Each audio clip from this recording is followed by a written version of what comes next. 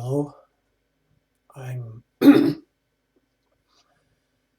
I'm Pete Vanderbeek, also known as Pastor Pete, also known as Grandpa Pete, also known as Husband Pete, and Dad Pete.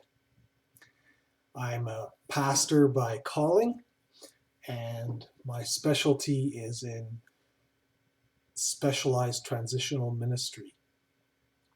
And this video was created with an audience of pastors and other church leaders in mind. Most of us by now, and by now I mean that we are at the start of year 2 of the COVID-19 pandemic.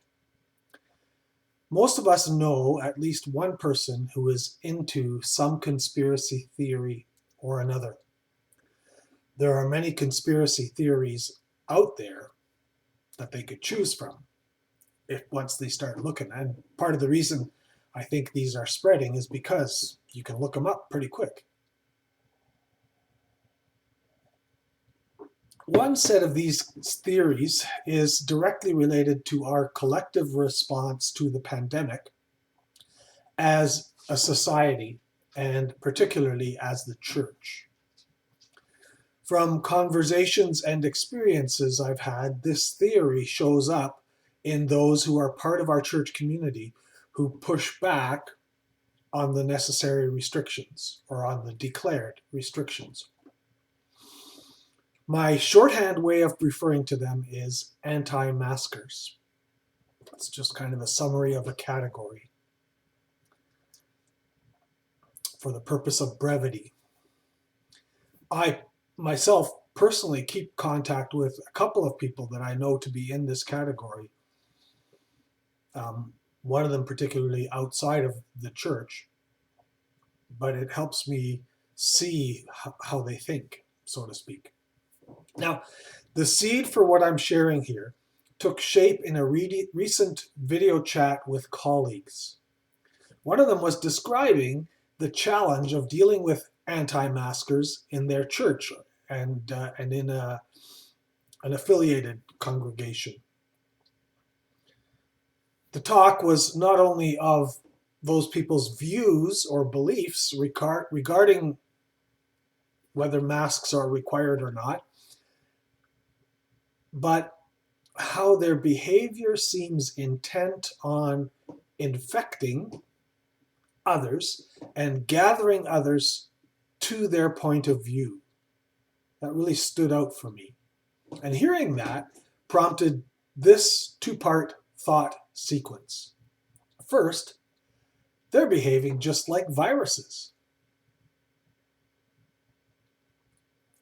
And then, if that is so, we pastors need masks, sanitizers, and vaccinations to protect ourselves and our congregation from their contagion. If you know me at all, you know how I could enjoy the irony of that description. Anti-maskers behave like viruses. Now that we've enjoyed it for a second, I'll acknowledge that it is an overstatement, a blanket statement, and it's not true of everyone who asks questions and has resistance to some of the restrictions. I've been that person myself. But this two-part thought brought to mind a portion of a book I had read about a decade ago. And when I first read it, I did not really understand it, and I didn't like it either. And of course, if you don't like the book, it's often harder to understand. It's not written for easy reading. The author uses terminology of his own making, or terminology that I've never encountered before, put it that way, and an odd phrasing of words, and odd combinations of words at times. Now, when that's done well, recombinant variations of words, it can spark a new thought. But it didn't work when I read this book. And it was recommended as a key book to understand as I was a newcomer in the specialized transitional work in the church. But I did remember in that moment when I had that fun thought, anti-maskers behave like viruses, where I remembered reading a piece in that book where he compared problematic people in institutions and organizations to viruses. So I went back to the book. And on partial rereading, what the author is saying is more clear and sensible to me today. Sometimes it's like that. Life experience has you understanding what a book meant decades later, because at the time you just weren't ready to understand what it was about. The author of the book is Edwin Friedman, who is a lifelong student of institutions and leaders and is kind of considered the guru or one of the gurus of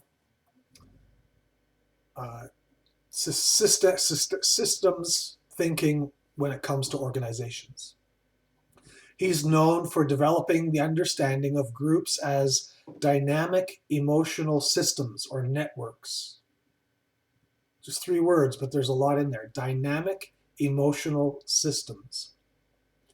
He laid some groundwork for seeing that emotions run things much more than one would think, more than policy, logic, or mechanisms. And even since understanding what he was all about, I've come to see how emotions can leverage logic or mechanisms or policy to get what it wants. He's associated with, and some of this may be in other writings of his or those of students of his, he's associated with the understanding that good leaders remain apart from the emotional fray while still being connected or staying connected with the anxious. A shorthand for that is differentiated and connected, or something, a phrase like that. So he helped develop that thinking. And his thinking was developed further in, there's 2 good books by Peter Steinke that develop some of that further. How Your Church Family Works talks about church as an emotional system. Dysfunctional most of the time, much of the time. So as part of that flow of thought, Friedman then talks about how chronically anxious people in an institution, now I'm kind of adding the chronically anxious back into what he wrote there, but that's how I'm saying it. Chronically anxious people in an institution can act much like viruses and malignant cells do in an organism. Let me just say a bit more about chronically anxious. The chronically anxious are those who you might know in your church who seem to be addicted to things that cause them anxiety, addicted to worry and concern. I remember one time in a church, there was a lady in a team that I met with regularly, and every time we met, she had some news story that she was highly anxious about. And when I suggested that some people should not watch the news, she was baffled and offended. But in hindsight now, I can see that she was a person who somehow needed that anxiety to feel significant or whatever it was. So the anxiety is always there. It's not the anxiety of the urgency of realizing a car is heading in your direction and you need to jump out of the way. That's a temporary one, but chronically anxious anxiety is a different thing. So, and those people that have that become problematic in organizations. And here's what he says. He says, folks have 3 main characteristics in common. Such folks have 3 main characteristics in common with misbehaving cells in an organism. My best capture of what he says is this. 1, they don't respect boundaries and therefore interfere in the functioning of others and the relationships of others. My wife and I are watching one of those English comedies right now that has a character like that in it. Always interfering, always stepping into things they don't need to be on. Okay? Same like with malignant cells and viruses. They don't respect, in fact, they're trying to crash boundaries. That's about, their whole being is about crashing cell boundaries and invading. The second one is that they are relentless in trying to coerce others to their point of view. Like they don't quit. They just go, go, go, and they can't understand even a gentle request to cease and desist. And they have tremendous energy for this, he also writes. So too do viruses and malignant cells. Their whole existence is, the energy of their existence is focused on this activity. And the third one, out of many, I'll repeat, is that they demonstrate an active inability to relate to people who disagree. I run a Jordan Peterson meetup group, and one of the things that Jordan Peterson teaches in his book, if you know how to distill it out of his also not easy writing, is to ask yourself the question, am I a learner or am I a knower? If you're already a knower, then you're not going to learn much, right? And so these people tend to be in the knower category and lack curiosity and interest in actually hearing other perspectives for other reasons than just to rebut them. So those are the three. Don't respect boundaries, relentless in trying to bring others into their point of view, and an active inability to relate to those who disagree, who are different than them. There's a whole lot more, but I'm trying to be brief. My favorite descriptive phrase that Friedman uses is that people caught in this are invulnerable to insight. I just like that is a lovely way of phrasing something. They are not vulnerable to insight. Earlier in the book, he's explained that actually one of the problems of weak leadership is, he calls it empathy, where they just think that giving insight one more time, explaining it more clearly just once more with a different analogy, which is one of the approaches he says tolerant, overly empathetic leaders take, that it's taken out of the belief that doing that, just that, hitting the right analogy will change people's minds and attitudes, just like that. Just explaining it one more time. It does not work on those in this viral pathogenic behavior. So give it up. Give it up. And that's where he starts implying that leadership today is weak because we are so tolerant, and that nobody wants to put fences or boundaries around these people. We would call that church discipline or discipleship today. So our challenge as pastors is to get some understanding of what vacuum, what emptiness exists in the church's teaching and practice, and more so, the lives of those infected and pathogenic people. What has created this in them, the space that this could take hold in them, that made them vulnerable to this, made them susceptible to these extreme, outside of logic and outside of spiritual maturity thought processes. These processes on a clear mind day make no sense at all to most people, but they've been caught up. What's created that possibility? So that's what I want to explore a little bit more before wrapping this up.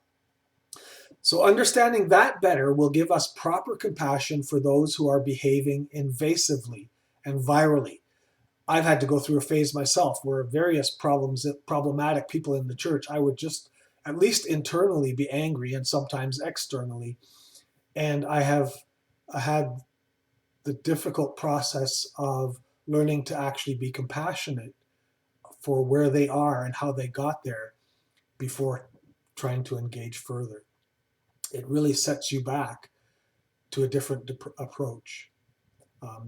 So we need to get this proper compassion and understanding of where they are, because when we have that, we can develop theological, spiritual, and emotional masks and sanitizers and vaccines for ourselves and for others in the congregation.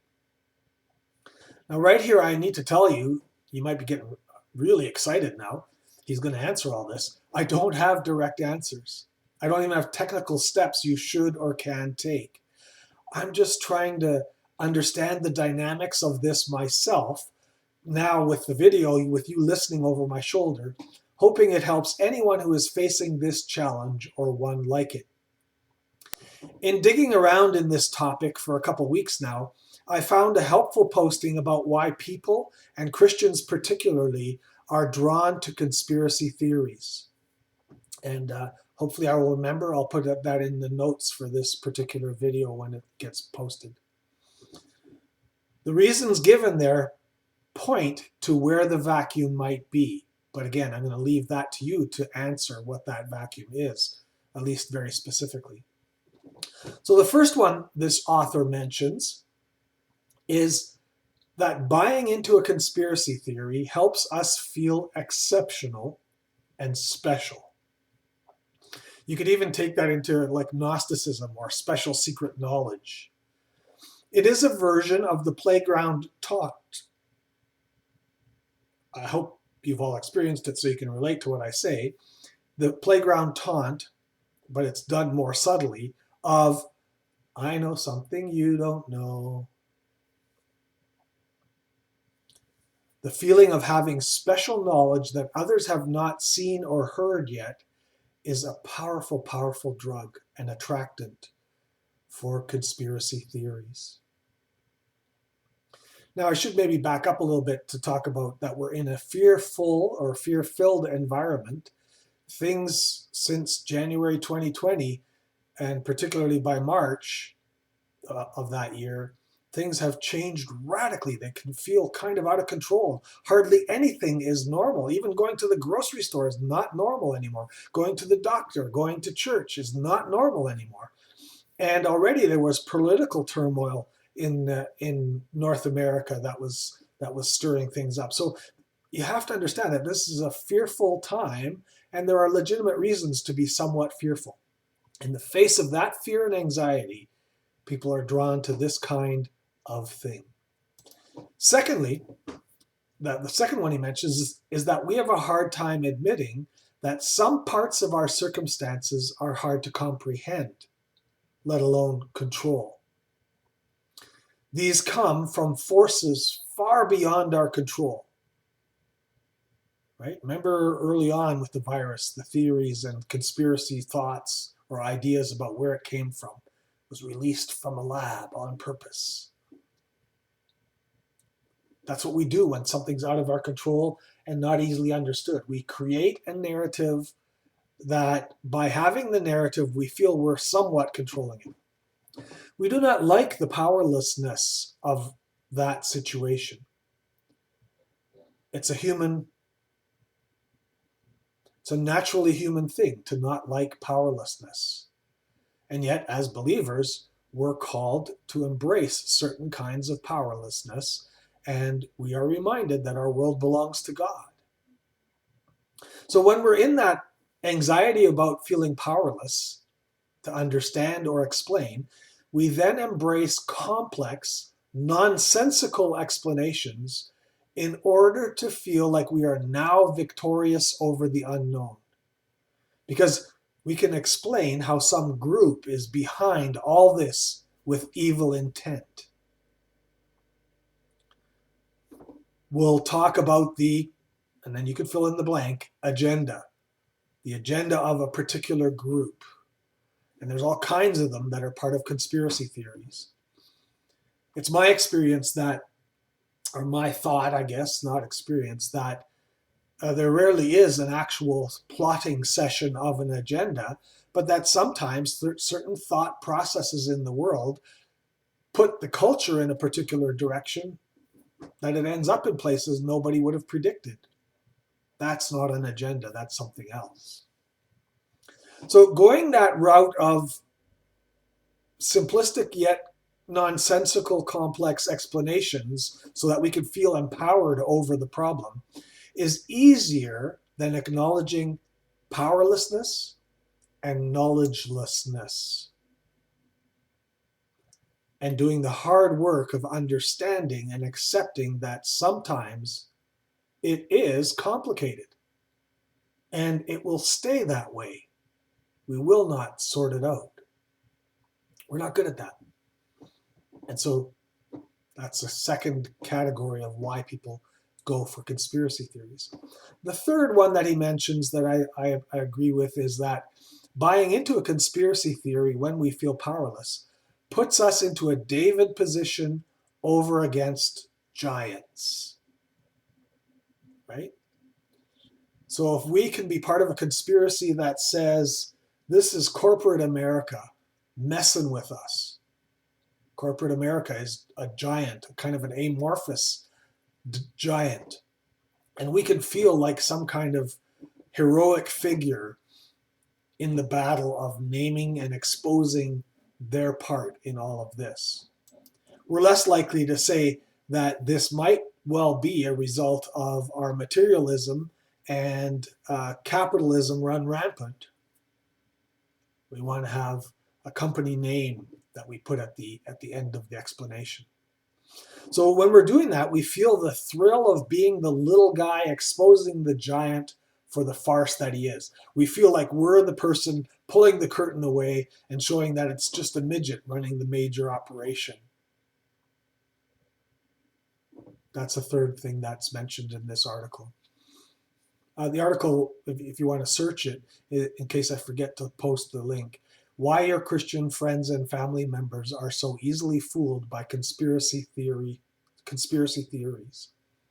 should bring it up for you. It's likely that the anti-maskers you are dealing with are driven by some of this kind of dynamic and underlying unrest. Now, I'll leave it to you to identify the spiritual and theological vacuum in their lives that needs addressing by their pastor and the church, if they're not so far gone that you can't address it anymore. But each of those 3 points that I just mentioned only get launched into if there's a vacuum in the person's faith life, in their spiritual life, and they fill that vacuum with conspiracy theories and other things. And they do so with religious zeal. We can find ourselves thinking, man, if you had that kind of energy for the gospel of Jesus Christ, we could conquer the world for his sake. Anyway, that'll do it for today. Hope this is worthwhile for you. As I kind of sat here and rambled, I used notes because otherwise I'm all over the place. And I got to go see who's at the door.